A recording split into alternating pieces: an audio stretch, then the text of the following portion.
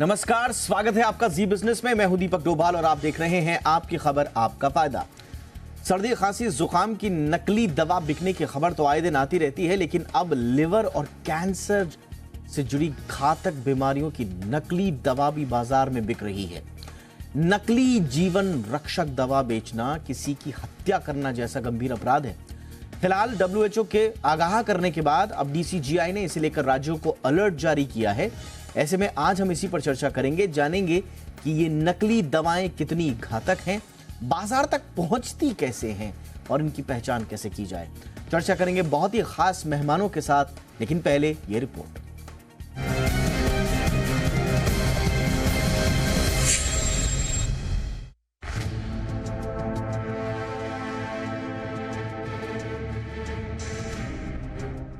एक तो जानलेवा बीमारी, ऊपर से महंगा इलाज। मरीज की कमर तो महंगे इलाज से वैसे ही टूट जाती है, मगर जब घातक बीमारी और महंगे इलाज की दवा ही नकली निकल जाए तो समझे मरीज की क्या हालत होगी। दरअसल मौत को दावत देती लिवर और कैंसर जैसी घातक बीमारियों की नकली दवाएं बाजार में धड़ल्ले से बिक रही हैं।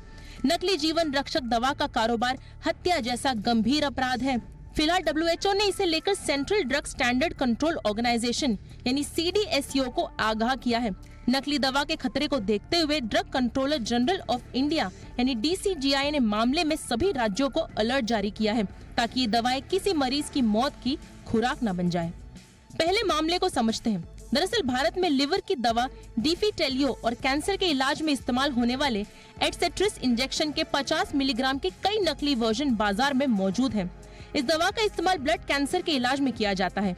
इस दवा को टेकेडा फार्मास्यूटिकल कंपनी बनाती है। डीसीजीआई ने भारत में एटसेट्रिस के इंपोर्ट, सेल्स और डिस्ट्रीब्यूशन के लिए टेकेडा को लाइसेंस दिया है। टेकेडा का कहना है कि मरीज ये दवाएं अधिकृत डिस्ट्रीब्यूशन वाली सोर्स से ही खरीदें।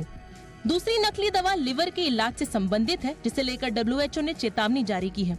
डिफिटेलियो नाम की ये दवा उस स्थिति में मरीज को दी जाती है जब उसके लिवर की नसें ब्लॉक हो जाती है और लिवर ठीक से काम नहीं करता है। फिलहाल तो डब्ल्यूएचओ की चेतावनी के बाद हरकत में आए सीडीएसईओ ने तत्काल प्रभाव से मार्केट में मौजूद इन दवाओं के सैंपल लेकर न केवल जरूरी कार्रवाई शुरू कर दी है, बल्कि बाजारों में इन दवाओं की बिक्री, डिस्ट्रीब्यूशन और स्टॉक को भी रडार पर ले लिया है। हालांकि डब्ल्यूएचओ ने बकायदा नकली बिकने वाली इन दवाओं का बैच नंबर के साथ खुलासा किया है। इसे लेकर डॉक्टरों को एडवाइजरी जारी कर मरीजों को नकली दवा के प्रति अवेयर करने के लिए कहा गया है, लेकिन सामान्य तौर पर इनकी पहचान मुश्किल ही है। ऐसे में इन दवाओं को अधिकृत और लाइसेंस वाली मेडिकल शॉप से खरीदना बेहतर होता है। लेकिन सवाल उठता है कि आखिर ये नकली दवाइयाँ कहाँ बन रही हैं, कैसे मार्केट में आ रही हैं? इस नेटवर्क को तोड़ने के लिए सरकार को सख्ती से काम करना चाहिए। डब्ल्यूएचओ की 2019 की रिपोर्ट के मुताबिक दुनिया भर में बिकने वाली दवा में 11% नकली होती है। वही हर साल करीब 10 लाख लोगों की नकली दवा के सेवन के चलते मौत हो जाती है। American journal of tropical medicine and hygiene की माने तो हर साल नकली दवा के चलते 2.5 लाख बच्चों की मौत हो जाती है। लेकिन चिंता अब इसलिए और बढ़ गई है क्योंकि जानलेवा बीमारियों की नकली दवा भी बाजार में पैर जमा चुकी है, जो देश के हेल्थ सिस्टम के लिए भी घातक है। ब्यूरो रिपोर्ट, जी। बहुत ही खास मेहमान आज की चर्चा के लिए हमारे साथ जुड़ रहे हैं। सबसे पहले परिचय आज के मेहमानों से आपका करा दें। हमारे साथ हैं डॉक्टर सुनीला गर्ग, प्रेसिडेंट हैं IAPSM, Indian association of preventive and social medicine. बहुत बहुत स्वागत है गर्ग मैम आपका हमारे शो पर। हमारे साथ है डॉक्टर विरंची शाह, प्रेसिडेंट हैं IDMA के, इंडियन ड्रग मैन्युफैक्चरर्स एसोसिएशन के।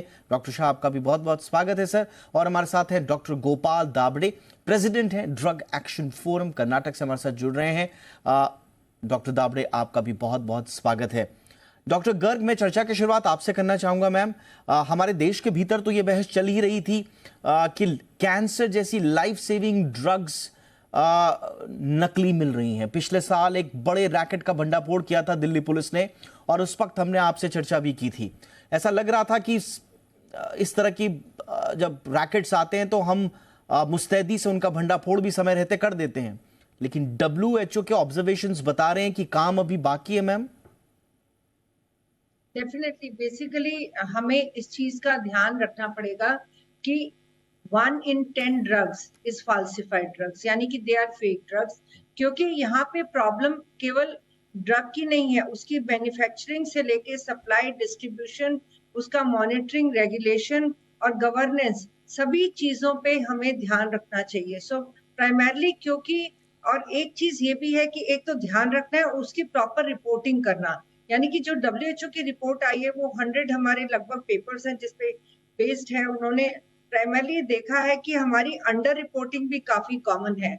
सो जब हम बात करते हैं, चाहे वो एंटीबायोटिक्स हैं, चाहे वो कैंसर रिलेटेड ड्रग्स हैं, चाहे वो लिवर रिलेटेड ड्रग्स हैं, तो ये बहुत इंपॉर्टेंट है कि इन चीजों की प्रॉपरली मॉनिटरिंग किया जाए। और इसमें हमारे CDSCO और DCGI का बहुत इंपॉर्टेंट रोल है, क्योंकि रेगुलेशन हम तभी जागते हैं क्योंकि जब हमें बेसिकली पता चलता है। आई थिंक इसका surveillance on a regular basis होना चाहिए सभी दवाइयों का। एंड दवाइयां जो है प्रॉपरली फ्रॉम जो हम परचेज करते हैं उसका भी एक्चुअली जब हम मार्केट में दवाइयां आती हैं तो ऑलरेडी इसका क्वालिटी कंट्रोल एक बहुत इंपॉर्टेंट चीज है। तो ये जरूर है कि जब WHO हमें चेतावनी देता है उससे पहले ये बहुत नेसेसरी है कि हम अपने देश के लेवल पे ही DCGI रेगुलरली राज्यों से रिपोर्ट मंगाए, और ताकि हम सतर्क रहें कि किस तरह की मैन्युफैक्चरिंग हो रही है, उनकी मॉनिटरिंग, क्वालिटी कंट्रोल हो रहा है कि नहीं हो रहा। तो ये एक बहुत आवश्यक चीज है। बिल्कुल मैम। डॉक्टर शाह, ये कहाँ से आ रही है? क्योंकि सर देखिए, इस टाइम पे हम अफोर्ड नहीं कर सकते कि हमारे फार्मा की किसी भी तरह की रेपुटेशन को कोई खराब हो। हम वर्ल्ड ऑफिशियल फार्मेसी बन चुके हैं, हमें और आगे बढ़ना है। जो हमारे यहाँ प्रॉब्लम्स हैं, जो गंदगी है, उसकी हम सफाई कर रहे हैं, लगातार कर रहे हैं। लेकिन सवाल यही उठता है कि इतनी सारी निगरानी तंत्र के बावजूद, इतने सारे मुस्तैदियों के बावजूद, ये नकली दवाएं आखिर ये सर, ये विंडो कहाँ है? ये कहाँ से आ जाती हैं ये दवाएं? नमस्ते दीपक जी। पहले तो मैं आपका शुक्रिया अदा करना चाहता हूं कि आपने IDMA को और मुझे ये प्लेटफॉर्म पे आमंत्रित किया है। एक मैं और बात आपके दर्शकों के लिए क्लैरिफाई करना चाहता हूं कि ये प्रोडक्ट्स इंडिया में बनी नहीं है। ये जो एडवाइजरी DCGI की ऑफिस से इशू की गई है, ये WHO की एक एडवाइजरी पे बेस्ड है, और ये WHO की एडवाइजरी यूरोप और साउथ ईस्ट एशिया के लिए है। ये माना जा रहा है कि शायद टर्की में या कहीं और जगह पे कुछ प्रोडक्ट्स का जो नकली दवाई है वो बनाई गई है, और वहां से ये शायद इंडिया में और टर्की में और काफी और देशों में, 4 से 5 देशों में या उससे भी ज्यादा देशों में इसका कहीं ना कहीं सप्लाई हुआ है। ऐसा इसकी एक आशंका है। इस आशंका के बेसिस पे WHO ने एक एडवाइजरी जारी की है, और इस एडवाइजरी के बेसिस पे हमारी DCGI ऑफिस ने भी एक एडवाइजरी जारी की है कि अगर ये बैच नंबर्स कहीं पर पाए जाते हैं तो इसको यूज ना किया जाए, और इसको पूरा तंत्र उसको मॉनिटर कर रहा है। तो पहले तो एक आपको मैं आश्वासित कर रहा हूं, ये इंडिया में नहीं बनी है। जहां तक अभी तक का जो इंफॉर्मेशन हमारे पास है, ये कहीं टर्की या किसी और देश में बनी और ग्लोबल सप्लाई चेन में गई। एक बात ये हो गई। भारत में कोई भी इंपोर्टेड दवाई आने के लिए एक प्रक्रिया है ड्रग एंड कॉस्मेटिक्स एक्ट में, जिसमें वो दवा को यहाँ इंडिया में DCGI ऑफिस में रजिस्टर करना पड़ता है DCGI के रेगुलेशंस के मुताबिक, और नोटिफाइड पोर्ट से ये इंपोर्ट हो सकता है। और हर बार जब ये इंपोर्ट होता है तो उसका एक स्क्रीनिंग, उसका टेस्टिंग और उसका मॉनिटरिंग होता है। तो ये माना जा सकता है कि अभी जो ये एडवाइजरी है वो एक प्रिकॉशन के लिए है कि यदि वो कहीं भी सप्लाई चेन में हो तो पेशेंट्स, डॉक्टर्स, फार्मासिस्ट सब अलर्ट हो कि अगर ये कहीं पाई जाती है तो उसको स्टॉप करना है। और दूसरी बात ये है कि अगर भी ये है यहाँ पर, तो आप अगर वो WHO की एडवाइजरी भी आप पढ़ोगे तो उसमें बहुत क्लियरली लिखा है कि कहीं अनरजिस्टर्ड, अनरेगुलेटेड सप्लाई चेन से ये कहीं डिस्ट्रीब्यूट हुई हो। तो सबसे बड़ा मेरे ख्याल से यहाँ जो लर्निंग है सबके लिए है कि पेशेंट्स को एक रिक्वेस्ट कर रहे हैं कि कहीं पर भी जो वो अपनी मेडिसिन बाय कर रहे हैं वो अनलाइसेंस्ड या अनरेगुलेटेड सोर्सेज से ना ले, शायद वहां डिस्काउंट ज्यादा मिल पाए जाएंगे। आप सही कह रहे हैं, आप सही कह रहे हैं सर, बिल्कुल आप सही कह रहे हैं सर। इस केस में ये बताया जा रहा है कि जो पर्टिकुलर दवाएं हैं जिनको कहा जा रहा है, जो लिवर मेडिसिन डेफिटालियो है और जो दूसरी हैं, इनके फॉल्सिफाइड वर्जन्स जो हैं ये पैक हुए हैं यूके और आयरलैंड में। जो जेन्युइन ड्रग्स हैं वो पैक्ड होती हैं जर्मनी और ऑस्ट्रेलिया में, ये हुई हैं यूके और आयरलैंड में, और टर्की और इंडिया में इनको मार्केटिंग का ऑथराइजेशन नहीं है। तो ये कैटेगोरिकली जो बात कही गई है वो इसमें ये है। तो देखिए ये तो इम्पोर्टेड स्टफ है ये, लेकिन ये एक बड़ी चिंता का विषय रहा है। अभी 1 साल भर भी नहीं हुआ है जब हमने 8 से 10 करोड़ रुपए की नकली कैंसर की दवाओं के रैकेट का भंडाफोड़ किया था। और डॉक्टर शाह, मैं आऊँगा इस पर भी आपके पास, क्योंकि उस समय विदेशी कंपनियों के साथ साथ जो इंडियन कंपनीज हैं उनकी भी फॉल्सिफाइड, उनकी भी हमने एक काउंटरफीट रैकेट को पकड़ा था। तो क्या वो चिंताएं दूर हो गई हैं या सिर्फ इम्पोर्टेड मेडिसिन पे? मैं आऊँगा उस पर, लेकिन दाभाडे सर मैं आपके पास आऊँगा। डॉक्टर दाभाडे, ये कितना बड़ा एक थ्रेट है सर, इस तरह से लीकेजेस होना, हमारे यहाँ आ जाना। एक जब समूचा तंत्र काम कर रहा है, उसके बाद WHO हमें बता रहा है कि आपके यहाँ ये नकली पहुँचा है। हमारे पास वो निगरानी तंत्र की या हमारे पास वो फिल्टर्ड नहीं है क्या प्रॉपर, जो हम चेक कर पा रहे हैं कि इसमें रजिस्टर्ड सेल्फ लाइफ फेक है, इसमें एक्सपायरी डेट फेक है? सबसे पहले मैं आपका बहुत धन्यवाद करता हूं कि आपने मेरे विचार आपके सामने रखने के लिए मुझे इस चैनल में बुलाया है। स्वागत सर। जैसे कि अभी पिछले पैनलिस्ट जो ईडमा के थे उन्होंने बताया, मैं उनसे सहमत हूं कि ये दवा कहाँ बने हैं हमें अभी ठीक से नहीं मालूम, इसको अभी तहकीकात करना पड़ता है। और दूसरी बात ये है कि शायद ये दोनों दवाएं जो हैं ऑनलाइन खरीदी गई हैं, तो ये उसमें जो है वो एक्सपायरी डेट ठीक नहीं है। और ये उसमें 2 ड्रग कंपनी के नाम उल्लेख हैं, एक तो है तकेडा जो कि जापानीज़ है और दूसरा है जेंटियम SRI जो इटली के हैं।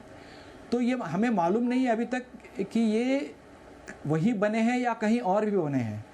तो ये सारा मामला जो है इसको इन्वेस्टिगेट करना पड़ेगा, और जब तक ये सच पता नहीं चलेगा हम कुछ नहीं कह सकते हैं। अभी इसकी तहकीकात की ज़रूरत है। ये जो है ये ग्लोबल ड्रग मार्केट है, तो ये तो एक अंडरवर्ल्ड ग्लोबल ड्रग मार्केट हो गया, जिसके तहत हमें ये हमारे CDS को ने भी हमको चेतावनी दी है, WHO ने भी चेतावनी दी है, और ये कहा है कि जो ग्राहक हैं जब इसको खरीदें ये देख लें, ये तय कर लें कि वो ओरिजिनल है या नहीं तो वो दवा जो है वो काम नहीं करेगा, और उसके जो पैसे हैं शायद आप 10 पैसे या 20 पैसे बचाने के लिए उसकी जान भी गंवा सकते हैं। तो इसकी निगरानी रखना बहुत ज़रूरी है। ये दुनिया भर के 3-4 देशों में पाए गए हैं, तो इसलिए WHO ने इसको हमको एक गाइडलाइन दिया है, एक वार्निंग और गाइडलाइन दिया है। ये हमारे ड्रग कंट्रोल, हमारे देश के ड्रग कंट्रोल ने भी इसको सहमत है इससे। तो ये जो है ये शायद ऑनलाइन खरीदी गई हैं। तो ये ऑनलाइन खरीदी की जो है ये जो दोनों दवाएं हैं ये हमारे देश में मतलब अलाउड नहीं है अभी के अनुसार। तो ये मार्केटिंग ऑथराइजेशन नहीं है सर, अभी रिएक्शन बिल्कुल हो रहा है। एडसेट्रिस इंजेक्शन 50 mg और दूसरा जिसका हमने अभी कुछ देर पहले जिक्र भी किया था डेफिटालियो, इन दोनों की मार्केटिंग ऑथराइजेशन नहीं है इंडिया और टर्की में। और आप सही कह रहे हैं, ये किसी ने ऑनलाइन ऑर्डर कर दिया हो ऐसा नहीं है। ये जो डिस्ट्रीब्यूशन में आई हैं ये अनरेगुलेटेड सप्लाई चेन्स के थ्रू आई हैं। मेरा सवाल यही है कि हमारे देश में अनरेगुलेटेड सप्लाई चेन से इतनी महत्वपूर्ण लाखों की दवाएं नकली रूप में बिक रही हैं, डिस्ट्रीब्यूट हो रही हैं, हमें कानो कान खबर नहीं है। इसके लिए कौन जिम्मेदार है? ये एक बड़ा सवाल है। WHO जब कह रहा है, जब उनको पूरी सप्लाई चेन में घाल में नजर आया, उनको पता चला कि कम से कम 8 ऐसे डिफरेंट बैचेस हैं जो फॉल्सिफाइड प्रोडक्शन इन सर्कुलेशन है, तब जाके वो हमें बताते हैं। हम ये कह रहे हैं कि हम कहां हैं, हमारी निगरानी कहां है, ये थोड़ा सा इस पर विचार करना बहुत जरूरी है। तो लिवर और कैंसर से जुड़ी कुछ दवाएं भारत में फॉल्सिफाइड प्रोडक्ट्स के रूप में हैं, इन सर्कुलेशन है, और इसको लेकर WHO ने भारतीय रेगुलेटर को आगाह किया है और भारतीय रेगुलेटर ने तमाम राज्यों को चिट्ठी लिखकर सतर्क रहने को कहा है। हमारी भी यही अपील कि ये जो 2 दवाएं बताई गई हैं, एडसेट्रिस इंजेक्शन 50 mg और इसके अलावा जो दूसरी दवा है ये इसको लेकर खास तौर पर सतर्कता बरतने की आवश्यकता है, क्योंकि इससे आपको डेफिटेलियो इससे आपको इसके कंजम्पशन से आप ठीक नहीं होंगे, उल्टा बीमार पड़ सकते हैं और स्थिति और गंभीर भी हो सकती है। डॉक्टर गर्ग, मैं बार बार इसी पर एम्फेसाइज करना चाह रहा था कि ऐसा नहीं है कि नकली उत्पादों से या नकली या सब स्टैंडर्ड दवाओं से भारतीय बाजार ने मुक्ति पाली है। इसके खिलाफ लगातार सतर्कता जारी है। हम लोगों ने भी समय समय पर ये सवाल उठाए हैं और इंडियन ड्रग रेगुलेटर ने भी पिछली बार भी हमने देखा था कि हिमाचल से इस बात की शुरुआत की थी कि कहीं कोई नकली दवाई बनाने की चीजें न रह जाए। तो इसके लिए लगातार काम चल रहा है। इसमें तो सरकार की तारीफ भी करनी होगी कि लगातार इसकी सफाई का काम चल रहा है। लेकिन ये जो अनरेगुलेटेड सप्लाई चेन्स की बार बार प्रॉब्लम्स आ जाती हैं। हमारी दवा मैम अगर कहीं बाहर हम भेजते हैं तो इतनी बारीक स्क्रूटनी से वो गुजरती हैं कि हमारे खाने पीने के सामान तक को वापस भेज दिया जाता है और उस पर नाना प्रकार की लानाएं लगा दी जाती हैं। अब हमारे यहाँ ये सब इतनी बड़ी मात्रा में आ रहा है, तो क्या हमारे यहाँ इंपोर्ट में जो निगरानी होनी चाहिए मैम, उसमें कोई कमी हो रही है या क्या कहेंगे आप मैम? डेफिनेटली मैं जरूर कहना चाहूंगी दीपक जी, आपने आज जो ये मुद्दा उठाया बहुत ही इम्पोर्टेंट मुद्दा है, क्योंकि अगर हम देखें 2013 से जब से WHO ने सर्विलेंस मैकेनिज्म बनाया है, ये केवल इंडिया के लिए नहीं है, ये पूरे वर्ल्ड के लिए है। और उसमें जब 1500 के करीब रिपोर्ट्स आई हैं ऑफ बेसिकली सब स्टैंडर्ड और फाल्सिफाइड प्रोडक्ट्स, तो मैं कहना चाहूंगी जिसमें कि हमारे एंटीबायोटिक्स भी हैं, एंटी मलेरियल्स भी हैं, और उसमें दवाइयां हम एक्सपोर्ट भी करते हैं, दवाइयां हम इंपोर्ट भी करती हैं। और मैंने जैसे कि पहले भी कहा कि right from manufacturer level to the supply distribution and also basically अभी हमें ये भी पता है कि अनएथिकल प्रैक्टिसेस हर लेवल पे हो रही हैं, right at import level also, तो wholesalers, distributors, retailers and all that. हालांकि इंडिया में over a period of time मैं जरूर कहूंगी कि काफी हमारे क्वालिटी कंट्रोल में बहुत सुधार आया है, परंतु इसमें वो जैसे कि हम कहते हैं सावधानी हटी दुर्घटना घटी, तो इसको हमें रेगुलरली मॉनिटरिंग करना चाहिए। और ये हमारे लिए कोई वो बेसिकली ये विषय जो मैं कहूंगी कि वो नहीं है कि खराब की हम अगर डिटेक्ट करते हैं और अगर हम रिपोर्ट करते हैं, क्योंकि ये विश्व भर का मुद्दा है प्राइमरली, क्योंकि वर्ल्ड ओवर दवाइयां हमारी बनती हैं, इंपोर्ट होती है, एक्सपोर्ट होती है। जहां तक इंडिया का सवाल है, मैं जरूर कहूंगी कि हमें अपनी कंट्री में सभी स्टेट्स में स्ट्रिक्ट निगरानी रखनी चाहिए एट ऑल लेवल्स, ताकि लोगों को स्टैंडर्ड दवाइयां मिल सके। और पब्लिक में जागरूकता बहुत जरूरी है कि सस्ती दवाइयों के पीछे ना जाए, स्टैंडर्ड ड्रग्स लें। और बेसिकली क्वालिटी कंट्रोल आम जनता को कैसे पता चलेगा? आम जनता को हम यही बता सकते हैं कि बेसिकली क्वालिटी ड्रग्स लेने के लिए आप पैसा तो अपनी जगह है ही है, और सरकार हमारी अंडर यूनिवर्सल हेल्थ कवरेज और हमारी जो प्राइम मिनिस्टर की जितनी योजनाएं हैं, हम कोशिश कर रहे हैं कि आखिरी मील तक सस्ती दवाइयां लोगों तक पहुंचा सके, परंतु क्वालिटी ड्रग्स होनी चाहिए। तो ये बहुत इंपॉर्टेंट है कि इंपोर्ट लेवल पे भी, जैसे कि आपने सवाल उठाया, कि हमारी स्ट्रिक्ट मॉनिटरिंग होनी चाहिए। और सभी लेवल पे, जैसे कि WHO ने भी 550 के करीब रेगुलेटर्स को ट्रेन किया है।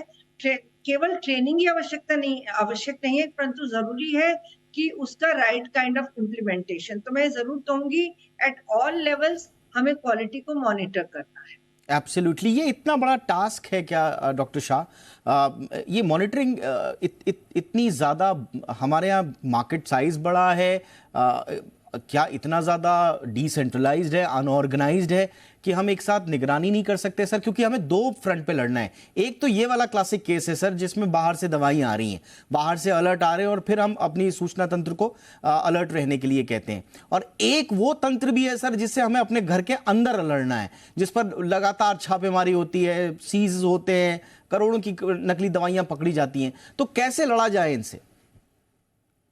क्योंकि मैं दोनों का क्योंकि उसका सॉल्यूशन दोनों अलग है, तो मैं दोनों का अलग जवाब देता हूँ। एक तो ये जो अभी हम दो स्पेसिफिक इंसिडेंसेस की बात कर रहे हैं, इसमें आपने देखा होगा कि ये जो ड्रग्स है वो इंडिया में उनके मार्केट ऑथराइजेशन नहीं है, मींस इन्होंने इंडिया में मार्केट ऑफिशियली ये नहीं कर रहे हैं। तो शायद अवेलेबल नहीं है या प्रॉपर चैनल से अवेलेबल नहीं है, तो पेशेंट कहीं ना कहीं से उसको ट्रीटमेंट के लिए ढूंढ के निकाल लेते हैं और इसमें ऐसी मेडिसिन सप्लाई चेन में आ जाती है, या सस्ती लेने के लिए या ऑनलाइन लेने में कहीं कुछ गड़बड़ हो जाती है। तो इस तरह की जो मेडिसिन आती है इंडिया में, नहीं किसी भी देश में, यूजुअली ये बैगेजेस में आती है, ड्रॉप शिपिंग जैसे छोटे से कुरियर्स में आती है, तो ये पूरा ये जैसे मैडम ने बताया ना कि ये एक पूरा लॉ एंड ऑर्डर, यानी वो पूरा एक चेन होता है ये करने के लिए। तो इसमें डेफिनेटली निगरानी है भारत की, जैसे मैंने आपको बताया कि ऑफिशियल चैनल से लाने के लिए सारे सिस्टम्स हैं,